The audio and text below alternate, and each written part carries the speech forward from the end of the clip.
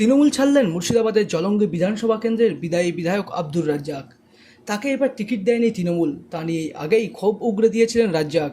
বুধবার রাতে জলঙ্গির কাটাবাড়িতে নিজের বিধায়ক কার্যালয়ে সাংবাদিক বৈঠক করে তৃণমূলের সঙ্গে সম্পর্ক ছিন্ন করার কথা জানান তিনি। দাবি করেন জলঙ্গি সহ ডোমকলের 3টি আসনেই তৃণমূল হারবে। আমি আজও বলছি, সেই দিনে ঘোষণা করেছি ডোমকলের 3টে হারবে, জলঙ্গিতে হারবেই। তখন হয়তো বলবে যে দলের মধ্যে থেকে আমার এই দলের ক্ষতি করছে, দল ভাববে, যার জন্যে আমি এর আগেই চেয়েছিলাম। কেউ কেউ বললো যে না, একটু ধৈর্য ধরেন। তাই আমি ওই পরে বলবে যে দলের থেকে ও ভিতরে ভিতরে ভোট কাটিয়েছে বা অমুক করেছে, যার জন্য পরিষ্কার হতে চাচ্ছি যে আমি ওই দল থেকে আমি সরে যাচ্ছি বা পদত্যাগ করছি। আমি দলের সঙ্গে আমি কোনো সম্পর্ক রাখছি না। লিখিত ঘোষণা করে দিলাম, তার লিখিত কি আর বাদ তো দল করবই না, বলে দিলাম।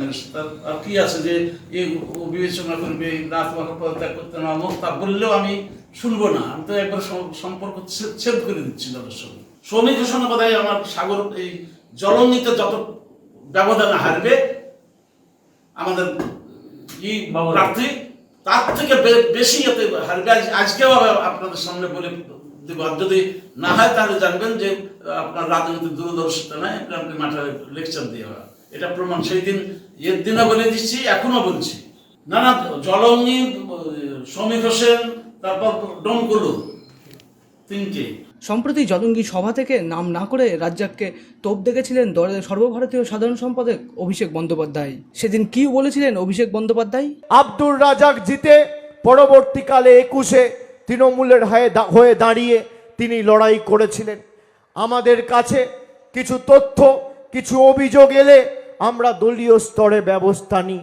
মানুষের যিনি প্রতিনিধিত্ব করবেন তাকে স্বচ্ছ হতে হবে, সর্বদা নিবেদিত প্রাণ হতে হবে।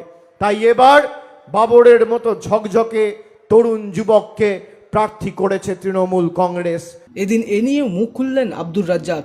তোপ দেখেছেন দলের একাংশ এবং আইপ্যাককেও। অভিষেক ব্যানার্জি যে কথাটা বলেছিল, একবার যাচাই করে নেওয়ার পর একটা জনসমক্ষে একটা মঞ্চে দাঁড়িয়ে রানিং এমএলএ, এবং আমি যেটা নিয়ে আমি আমার নিজের ইজ্জত মনে করেছি এই 43 বছর জীবনে, যদি কেউ আমাকে বলতে পারে যে অর্থনৈতিক বা অন্য দিক থেকে, যে দিক থেকে হোক, এবং আজকে পর্যন্ত আমি বলছি এত লড়াই হয়েছে, অনেক কেস হয়েছে, আমার বন্ধু একবারে একই ফ্যামিলির, আমার জীবনে কিন্তু আজকে পর্যন্ত একটা কমপ্লেন হয়নি। দলটাকে রসাতলে চলে গেল, কবরে পাঠিয়ে দিল, শ্মশানে পাঠিয়ে দিল হচ্ছে আইপ্যাক। পরে শুধু এটা বলছি না, আমার রাজনীতি জীবনে থেকে আমার অভিজ্ঞতা যতটুকু আমি বলবো, গোটা রাজ্যে একটা আইপ্যাক বিজেপির দালালি করছে।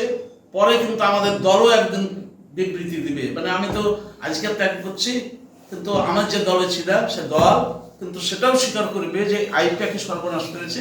মানুষ মুখ ফিরিয়ে নিয়েছে। সাংবাদিক, তোমরা সাংবাদিকতা করছো, তোমরাও বুঝতে পারবে। এবং রানীনগর যেটা, সেটাও হারবে শ্রমিক হোসেন, এবং হারবে। 3টেই হারার কথা। আর এ দুটো তাকে বাঁচানোর কেউ নাই। শ্রমিক কতটা ক্ষতি করেছে? শ্রমিক পুরো এটা মেহলি ও এবং আর কয়েকজন নেতৃত্ব মিলে তো বেলডাঙ্গাতে বসেই তো সব ছক করে এই কসাইখানা তৈরি করেছে। সিপিআইএমের প্রতীকে জিতে 2019 সালে তৃণমূলে যোগ দিয়েছিলেন জলঙ্গির বিধায়ক আব্দুর রাজ্জাক। 2021 সালে তৃণমূলের প্রতীকে জিতে জলঙ্গিতে ফের বিধায়ক হন আব্দুর রাজ্জাক। যদিও এবার দল তাকে প্রার্থী করেনি, তার জায়গায় প্রার্থী করা হয়েছে বাবর আলীকে।